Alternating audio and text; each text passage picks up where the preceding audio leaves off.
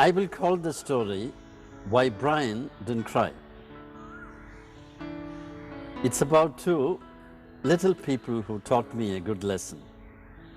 I like children. In fact, they teach me a lot.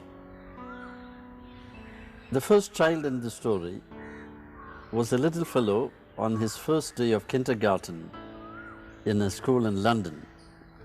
A sister who worked there and got to know this family and the child told me the story.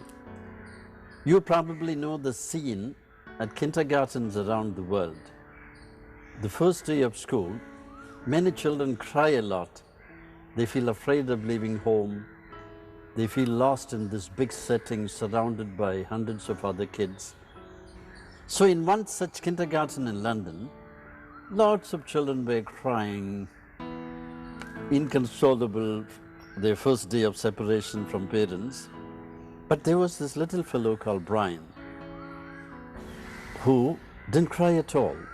He looked cheerful, curious, watching everything that was going on, smiled at the teachers and other kids. And the teacher was very impressed by it.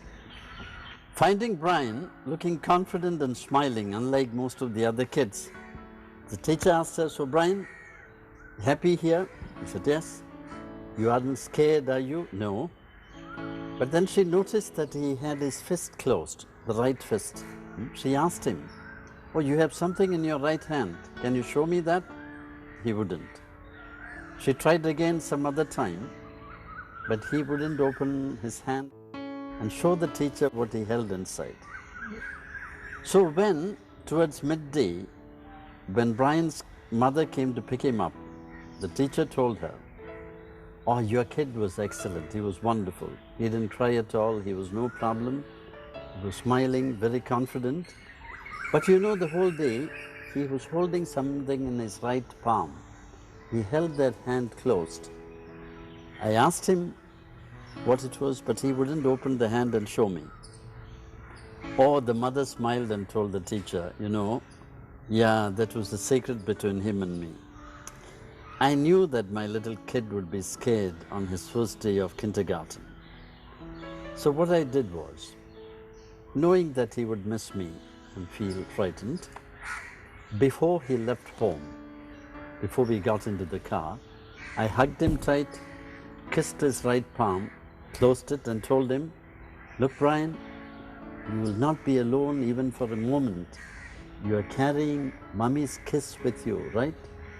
Mummy will be thinking of you the whole day." That's why he was not scared. So carrying his mother's kiss and knowing my mother thinks of me the whole time, he's believing a truth that's very true. This is also what another small boy taught me in Chennai. I used to stay in an orphanage where we had wonderful kids, full of life. They were delightful kids. They liked to sing, they liked to play, they liked to fool around. They used to look for the days when they would get chapatis for supper. The only thing they didn't like to do was study. Everything else was fine. So one day one of the small boys says, "Brother Joe, I remember something you told us on your birthday last year."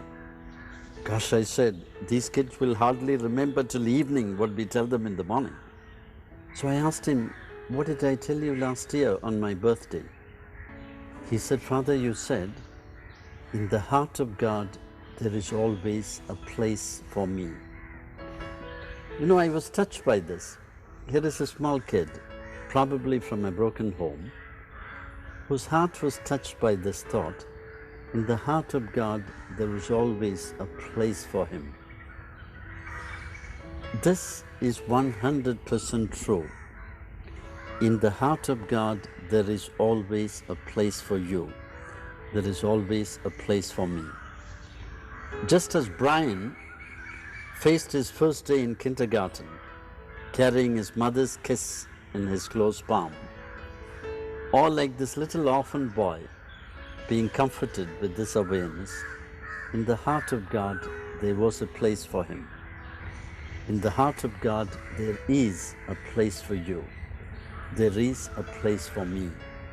and we will never be pushed out of that one great love.